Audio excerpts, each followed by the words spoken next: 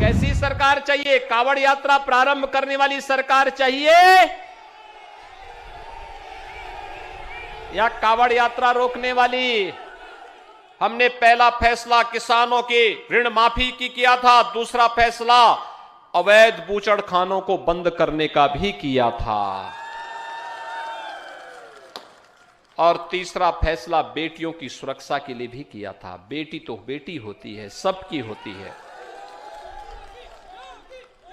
ये लोग जो बेटियों की सुरक्षा पर खतरा होकर के मंडराते थे, हमने भी खुली छूट दी थी इन खतरों से कायदे से निपट करके इनके गलों में तख्ती लगा करके थाने थाने में जान की भीख मांगती रहे।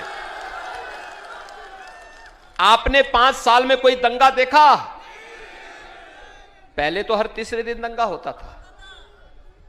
क्या दंगा कराने वालों को वोट देंगे? बेटियों की सुरक्षा के लिए खतरा बने हुए लोगों को वोट देंगे? कोई स्वाभिमानी समाज अपनी बेटी और अपनी बहनों की सुरक्षा पर खतरा बने हुए तत्वों को कभी समर्थन नहीं कर सकता है। और जब संकट था तब ये 2 लड़कों की जोड़ी गायब थी। एक लखनऊ से जाटों को पिटवा रहा था, झूठे मुकदमों में उन्हें जेल के अंदर ठूंस रहा था। गौरव और सचिन जैसे 9 युवक मारे जा रहे थे, तो वह व्यक्ति उन दंगाइयों को अपने मुख्यमंत्री आवास पे बुला करके सम्मानित करता था।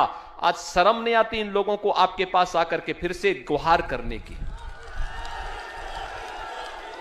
और इसलिए भाइयों बहनों, मैं आप सबसे यही कहने के लिए आया हूं, जितने दंगाई थे चुन चुन करके इन लोगों को भी सबक सिखाने का कार्य हुआ है। 5 साल के अंदर हमने कहा, अगर हमारे निर्दोष लोगों को तुमने प्रताड़ित किया है, तुम्हें इसकी सजा मिलनी ही चाहिए।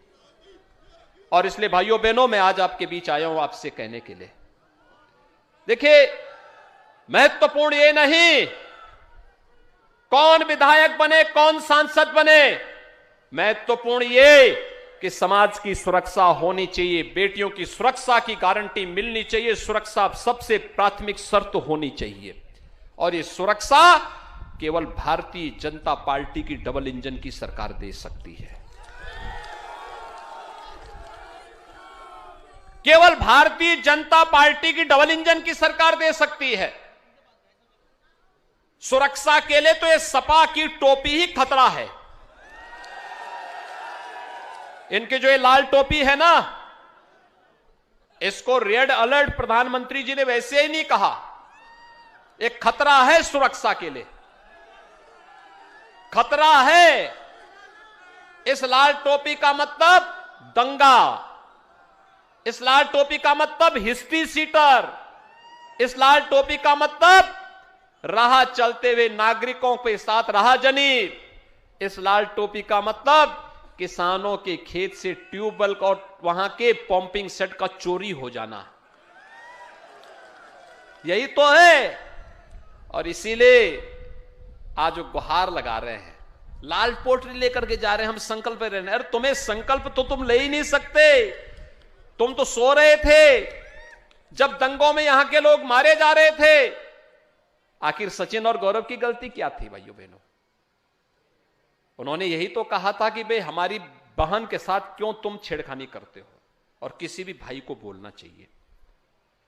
अगर उसने रक्षा सूत्र पहना है तो वह जरूर बोलेगा, और अगर वह व्यक्ति प्रतिकार करता है तो सही प्रतिकार करता है कि भाई देखो, हमारी बहन के साथ राह चलती हुई बेटियों के साथ छेड़खानी मत करो।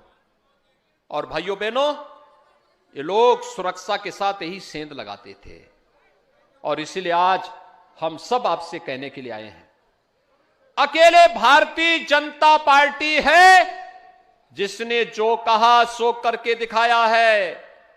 एक गांवों के विकास के लिए, किसानों के उत्थान के लिए, नौजवानों के रोजगार के लिए, महिलाओं की सुरक्षा के लिए, इंफ्रास्ट्रक्चर डेवलपमेंट के लिए, मोदीनपुर की चीनी मिल के एक्सपेंशन की कार्रवाई हो या मेरठ दिल्ली 12 लेन का एक्सप्रेसवे, पहले भी बन सकती थी।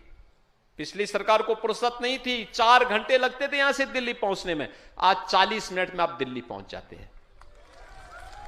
अभी तो हम रैपिड रेल दे रहे हैं, रैपिड रेल, किराया भी कम, मेरठ से बैठे और 40 मिनट में दिल्ली। भाइयों बहनों, 30,000 करोड़ रुपए खर्च कर रहे हैं मुझ पे, 30,000 करोड़। और यही नहीं, मेरठ से प्रयागराज के लिए आप गंगा मैया तो मेरठ से ही जाती है, लेकिन गंगा और यमुना मैया की संगम स्थल है प्रयागराज, एक प्रमुख धाम है। इच्छा हुई सुबह 6 बजे निकले, 12 बजे, मात्र 6 घंटे में प्रयागराज पहुंच जाएंगे। प्रयागराज में संगम में स्नान किया, आज मौनी अमावस्या भी है, और स्नान का याद भी मैं आपको दिला दे रहा हूं।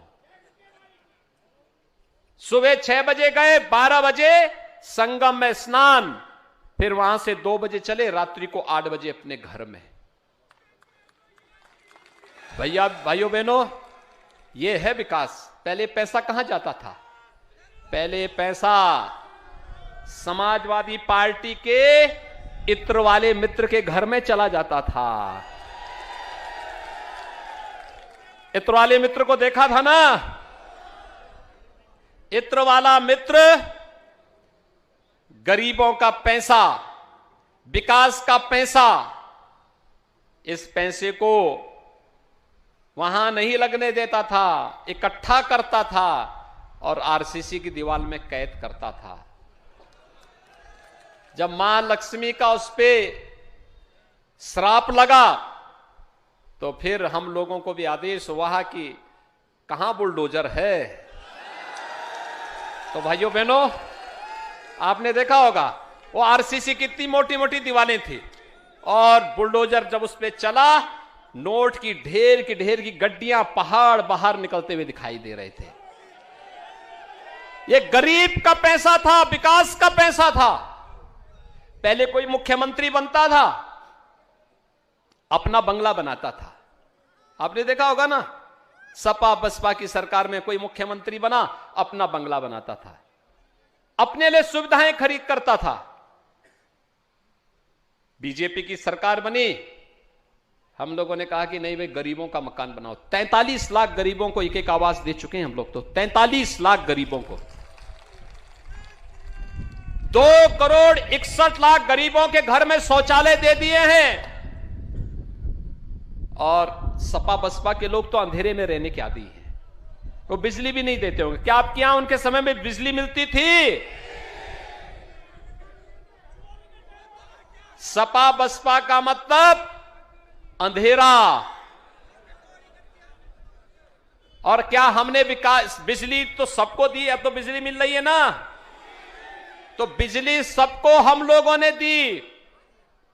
ये डबल इंजन की सरकार है, जहां बिजली नहीं भी लगी थी वहां बिजली लगा दी गई, और फिर भी कोई बचाव होगा, हमने उसको भी मना नहीं किया। सब जगह हम बिजली देंगे, एक एक घर तक पहुंचाएंगे, किसी को पैसा नहीं देना पड़ेगा, और फ्री में कनेक्शन भी देने जा रहे हैं। यह है सरकार। तो क्या हमने विकास में कोई भेदभाव किया क्या? कि नहीं ये ब्राह्मण है इसको दे देंगे, ये जाट है इसको नहीं देंगे, ऐसा तो नहीं हुआ ना। हमने तो कहा भाई सबका साथ सबका विकास का,